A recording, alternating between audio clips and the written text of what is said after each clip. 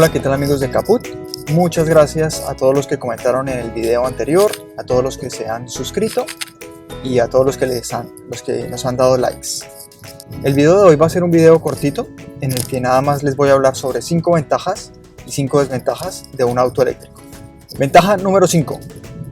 La ventaja número 5 es que son silenciosos. Los autos eléctricos no hacen ruido ni generan vibraciones como los autos de combustión interna. Hacen un pequeño sonidito, ese sonido del motor andando, acelerando, sobre todo de 0 a 50 a 30 km por hora. Es un sonidito muy agradable, muy sutil, y la verdad que me encanta.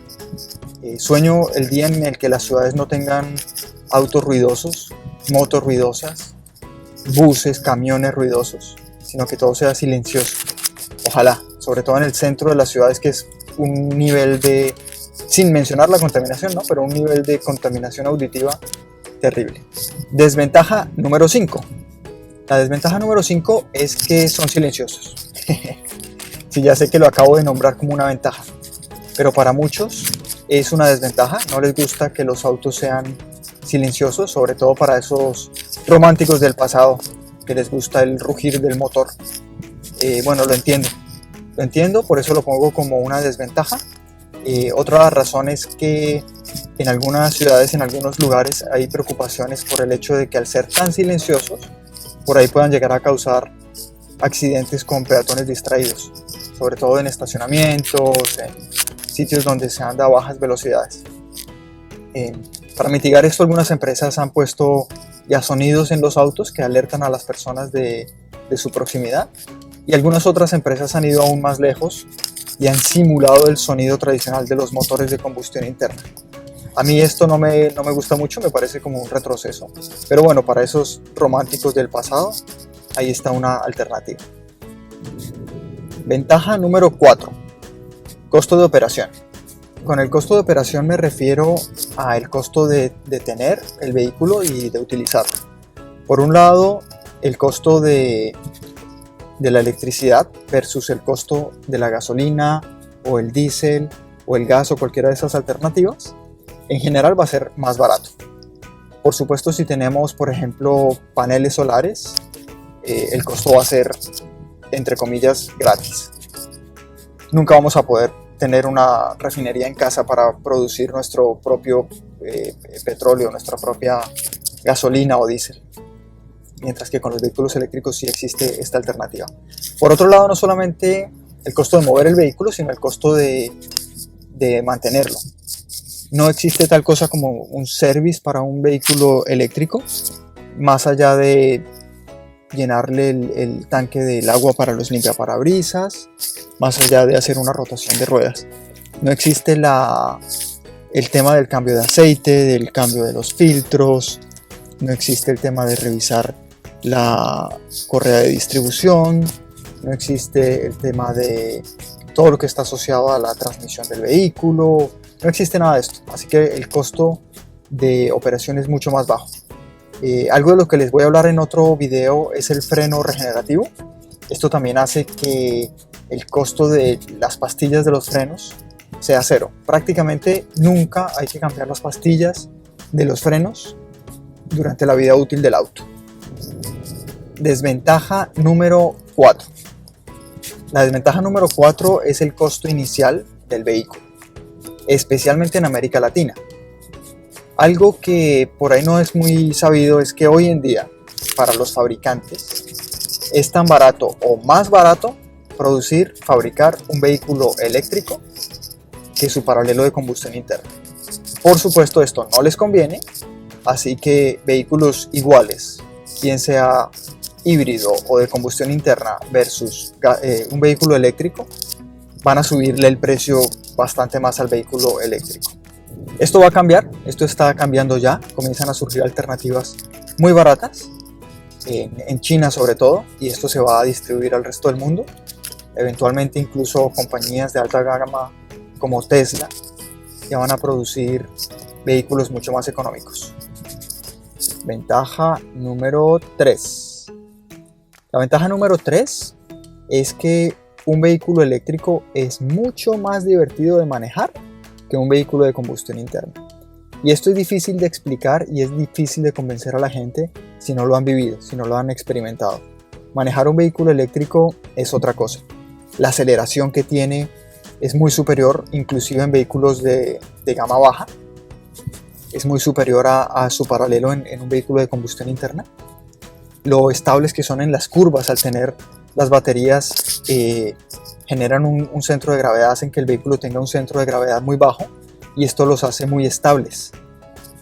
En general, los vehículos eléctricos son súper divertidos de manejar. Desventaja número 3. La desventaja número 3 es el cambio de hábitos. Como seres humanos, a nosotros no nos gusta el cambio. Y cambiar a un vehículo eléctrico implica, por un lado, cambiar un poquito los hábitos. Yo llego a casa y lo conecto. Es como con el celular.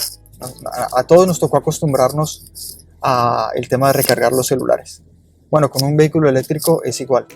Implica que tengamos que acostumbrarnos a llegar a casa y cargar el vehículo. Implica que los hábitos al conducir también sean diferentes. Estamos un poco más pendientes de la forma como conducimos, de hacerla más eficiente, lo más eficiente posible. Con el tema también del uso del freno regenerativo y todo esto, implica ser un poquito más conscientes de eso. Al final, a mí todo eso me parece mucho más divertido también. Disfruto más manejar de esta forma y creo sinceramente que me he convertido en un mejor conductor de lo que era antes. Ventaja número 2. La ventaja número 2 es las posibilidades que nos abren los vehículos eléctricos a nuevas tecnologías. Por ejemplo, el tema de conducción autónoma. Por ejemplo, el tema de algo que se llama en inglés Vehicle to Grid, que es básicamente con mi vehículo eléctrico, yo lo puedo conectar a la red, puedo comprar electricidad, almacenarla en mi vehículo y proveer a mi casa, por ejemplo, o vender la electricidad desde el vehículo hacia la red una vez que por ejemplo, la electricidad está más alta. Entonces, incluso puede funcionar como un negocio y esto para una persona puede no significar mucho, pero en la gran escala de cosas y teniendo cientos, miles, cientos de miles de vehículos puede hacer una gran diferencia.